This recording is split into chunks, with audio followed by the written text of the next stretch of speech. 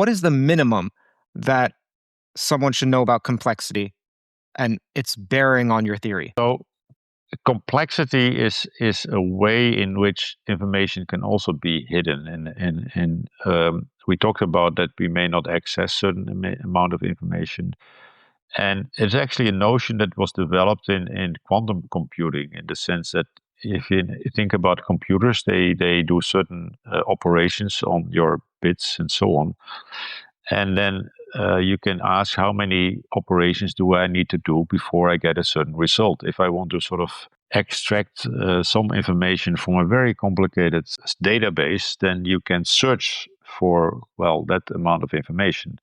And you can think about it as a very big library. If you want to find a book in a very big library, you will have to do many searches.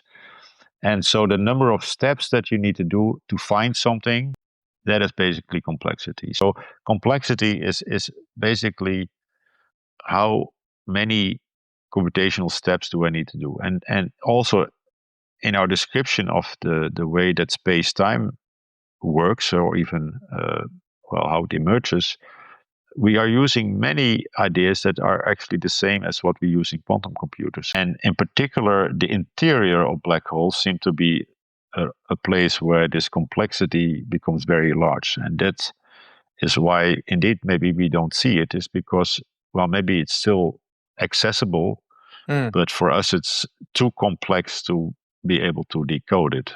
And so if you think about a black hole, it might be hiding information, not because it's not in our reach, but has been encoded in such a complex way that we have no access to it, because in order to see it, we have to do this very complex calculation.